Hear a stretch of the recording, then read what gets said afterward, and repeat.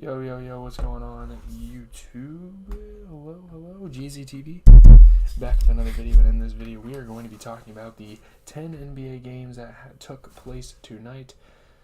I really like the lighting of this light. I'm going to keep this in my videos more because it really, it's better than just the flickering lights and like I don't know, I don't even know how to explain it, like the snake light where it just like moves through, kind of like a siren. But we had 10 games we're going to talk about. A couple decent storylines, a couple big things happening in the league right now. Really good players, proving themselves as borderline top 10 players in this league at this point. Let's get into the Boston Celtics Hawks game. I really anticipated this to be a good game. Obviously, as a Boston Celtics fan, I don't want it to be close. I want us to whip every team's ass. It's ideal. But of course, like for the viewer, from a viewer standpoint, from an average viewer standpoint, you want games on ESPN to be good games. Celtics claimed their 8th straight win, though. They beat the Hawks by 15. I'm not going to go through the highlights because there were a lot of games on tonight, so there's really no point of going through every highlight.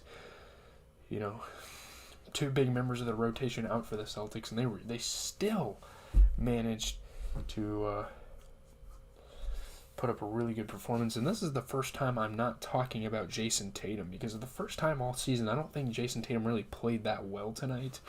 I'm just not going to talk about him. But Derek White, starting in place of Marcus Smart, he did his job very well. 16 points, 10 assists. He shot 50% from 3. Great stuff there. Jaylen Brown continuing to have a really good season as our second option, and he was our first scoring option tonight, putting up 22 points. So that's good stuff. And obviously our bench support is absolutely phenomenal. This is one of the most solid teams in the league, and I'm not even just biased when I say stuff like this. You look at the Hawks, Trae Young kind of just carried the show tonight for their offense and for their team as a whole, really. He put up 27 points, and that's really all you heard from for the Atlanta Hawks. Not very good shooting here for the Atlanta Hawks. It is what it is. A guy like Clint Capella kind of struggled to score the basketball tonight. We need other players to kind of... if the Hawks want to win games, first of all, the defense...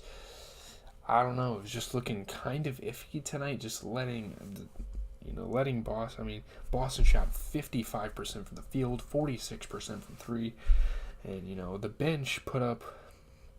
The bench put up 44 points, and that was split between 3 players. So I don't know. It is what it is. 7 points for Clint Capella. He didn't miss a shot, but obviously we need someone on this team to put up 30 plus if they want to win some basketball games.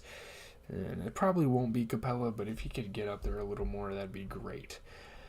Moving on to the Pacers and the Hornets. Tyrese Halliburton and the Pacers beat the Hornets. LaMelo Ball re-injures his ankle. Very unfortunate news. At this point, I know it's very early to say this in the season. We're only 16 games in the season in the Hornets case. But at this point, you kind of want to tank because we have one of the best NBA prospects we've seen damn near since like Zion or even all the way back to LeBron in Victor Wembanyama. And at this point, it's just kind of a race to tank towards him. And I think Charlotte could really use something like that. Obviously not having Miles Bridges this year, I'm not sure what his situation with the team is, but having another guy that can grab boards and play, honestly, really good offensively. Of course, Wembanyama looks like an offensive threat. I know he's playing G Leaguers and he's playing in his other leagues and stuff, but he's not playing in the G League, I don't think. I think he's playing overseas. Tyrese Halliburton, great scoring night. He was passing the ball around. Everyone kind of had their niche for this Pacers squad. Miles Turner was scoring a lot. He was grabbing boards. It sucks, Took a wrong step. LaMelo Ball, former All-Star, re-injures his ankle. It's very tough to watch stuff like that because I'm actually a really big LaMelo Ball fan. I want him to return. I want him to prosper in this league. But I guess at this point, with how bad the Hornets are playing, you might as well wait it out and then see if you can get a really good prospect for next year. Scoot Henderson and Victor Wembanyama are kind of the top prospects, and we're not even into the college season yet. Yeah, man. The Pacers are a pretty damn good team. They've been impressing a lot of people. I got some friends going to a game this weekend against the Magic, so I mean, I think they can put on a show. I think they're a damn solid basketball team. 20 points, 10 rebounds for Miles Turner, shooting 50% from three, 70% from the field. Great performance. Tyrese Halliburton, 22 points, 11 assists. He shot 60% from the field. Off the bench, the guy that just got atop the rookie ladder, which we'll see what happens when Paolo Banchero gets back. But we have Benedict Mathurin out of Arizona. He put up 20 points, shot 50% from three. Let's move on to the Timberwolves Magic game. Not much of a game, the team that the Pacers are playing this weekend. But Anthony Edwards and Karl Anthony Towns lead the Timberwolves to a pretty big ass-kicking of the Magic. I mean, it wasn't really that good of a game. They won by 18. Big scoring nights for Anthony Edwards and Karl Anthony Towns. I mean, in the first half, they were up by 27 at some point. So it really wasn't looking like the Magic were going to even come close to winning in that one. I forgot to look at the Hornets. Damn it, what am I doing? I forget stuff all the time. P.J. Washington at 24. 12 points and 10 rebounds for Plumlee. 26 for LaMelo before getting hurt. 17 points and 13 rebounds for Kelly Oubre. I think this team played really good. It's just the Pacers are a better team right now. So let's move on to Timberwolves Magic. Sorry about that. Let's just get into the box score. 30 points for Karl Anthony Towns. He shot 40% from threes, 67% from the field. Very efficient shooting nights for him and Anthony Edwards as well, who put up 35 points and shot 60% from the field. So good stuff there. You take a look at this Magic team, you have Bol Bol. Oh my, Bol Bol is so damn underrated in this league. He's playing a fucking great basketball. I have to say this because no one's talking about it. 26 points, 12 rebounds, man. I mean, this guy's playing insane. Bol Bol, shout out to Bol Bol. You look at his season averages, he's averaging 12 and 8 a game, and I mean, dude, it's kind of insane. He's playing some really quality minutes in this league right now, and I really want to see Bol Bol keep it up. He's definitely a fan favorite. He's in my fan favorite 2K series. But obviously not having Paolo Banchero is really, really slowing down this Magic squad. And they have Chuma Okeke, who's not a bad piece for this team, but he's definitely not a starter with Paolo Banchero healthy. He had 5 points, 5 rebounds, and assists. He only shot 25% from the field, whereas I feel like Paolo definitely could have came out here and gave you damn near 25 every night for this team at this point, looking at his rookie stretch so far. It is what it is. Moving on to the Thunder and Wizards, I mean, my fucking goodness. Shai Gilgeous-Alexander, he is absolutely playing out of his mind. Shai Gilgeous-Alexander nets 42, hits a winner as OKC beats the Wizards. I mean, we thought the Thunder were going to take for Wembanyama, but even without their top draft pick in Chet Holmgren, they're still 7-8. They're tied for a play-in spot right now. It's kind of crazy. 1.1 seconds remaining. Big three for Shai. One of his best scoring nights of his career, actually tied with his career high. I mean, sheesh. What a game this was. It was insane from start to finish. I mean, we talk about who played good for the Thunder. Fucking Shai Gilgeous-Alexander. That's literally all I can tell you. 42 points, 67% from three. I mean, this guy was crazy. He's an all-star, no doubt. He damn near might be a fucking a starter in the all-star game, dude. He's a top 5 scorer in the league very easily. Top 20 rebounder in the league. Top 25 passer in the league. He's top 10 in efficiency. I think he should start, man. I'm gonna be honest. I think Shai should start in the All-Star game. But looking at the Wizards, honestly, the Wizards did not play that bad. It was just Shai just killing them all game. 18 points and 10 rebounds for my boy Kyle Kuzma. Played a pretty good game tonight. Kristaps Porzingis ended with 27. He's a very underrated big man in this league. He's playing great minutes for this Wizards team.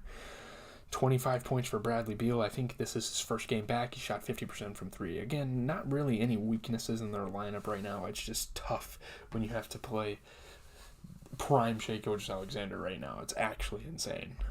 Heat and Raptors, this game got pretty close towards the end. Pretty solid game. I think these teams have played each other quite often, I feel like they play each other a lot.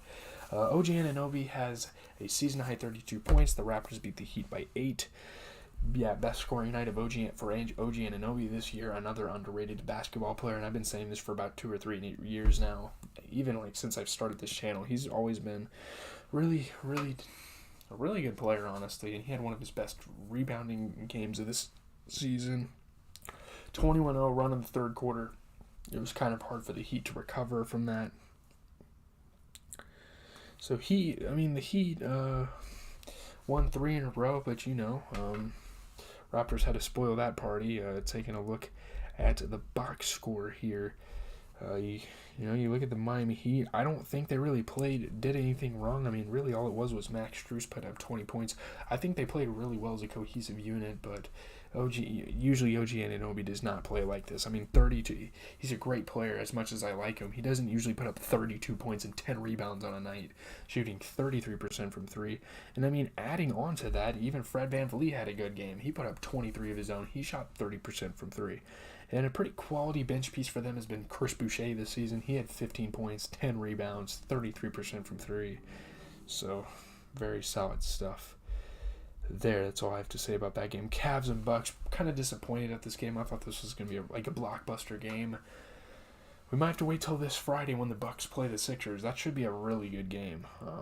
But Brook Lopez scores 29. The Bucks deal the Cavs their 5th straight loss. They win by 15. Yeah, the Cavs started the season 8-1, and all of a sudden they're sitting at 8-6, and they're like, "What the hell happened?" Plenty of open looks for Brook Lopez this game. Giannis can kind of facilitate when he's getting crowded by the whole other team. He just kind of kicks it out, and Brook Lopez was dealing tonight, so shout out to him. You look at this Cavs squad. Evan Mobley put up 20 points. Darius Garland had 23 of his own. Donovan Mitchell, I think he just returned back to the lineup. He put up 23. He shot 33% from 3, but shit. I mean, I don't know what the hell Karis LeVert was on this game.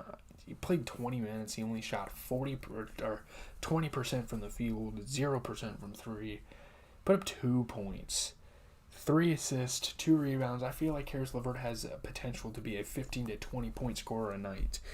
I mean, you look at his averages. He averages 14. Like, I don't know. This was not an ordinary night for him. I don't know what really happened. I think they might have benched him and played Okoro. Okoro had some pretty momentous spark plays off the bench, which is always cool. But yeah, let's just move on to the Bucks. Giannis Antetokounmpo, although not a very good.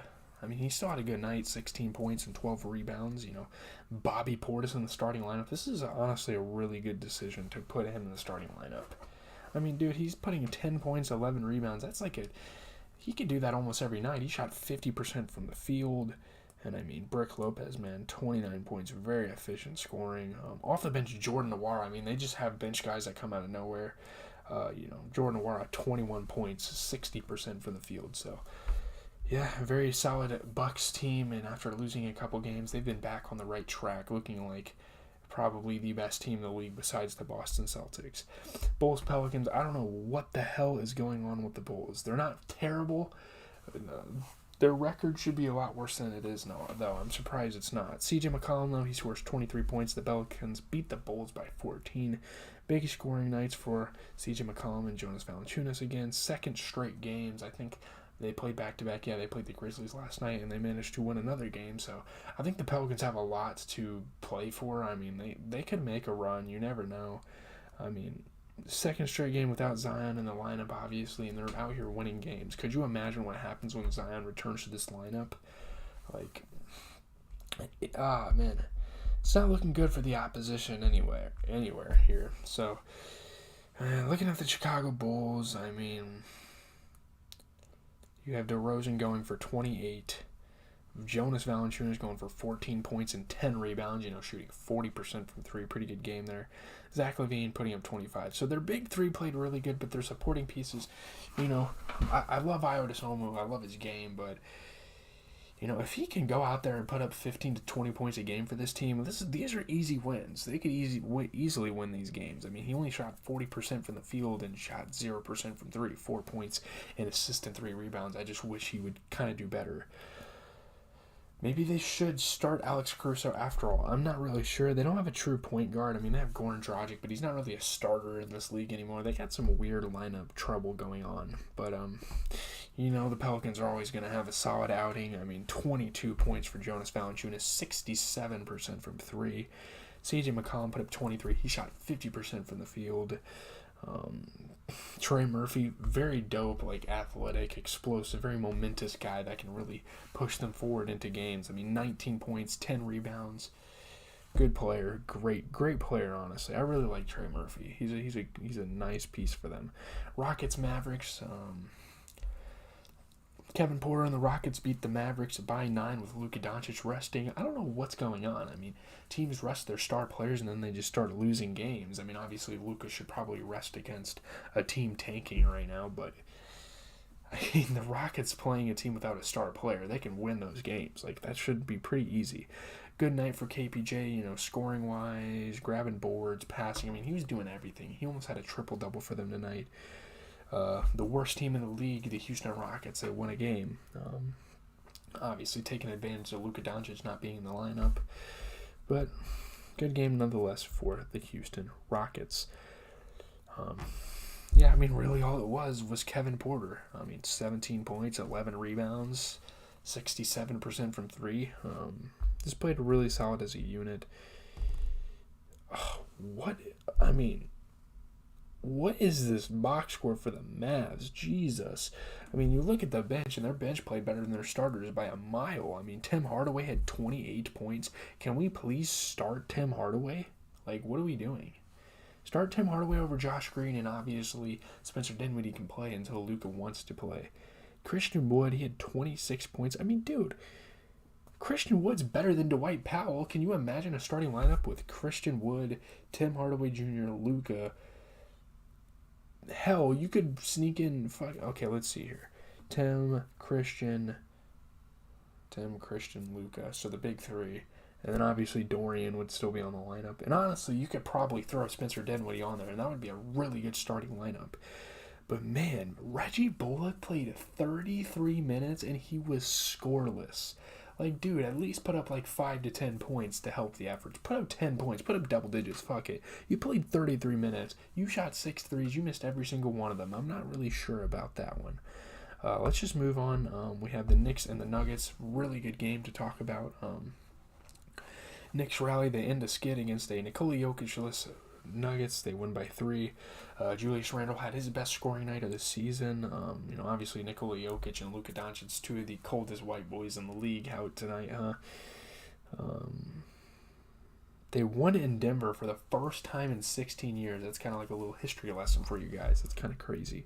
Crazy stat. They barely won, too. I mean, that's how you know this Knicks team has a lot of things to work on.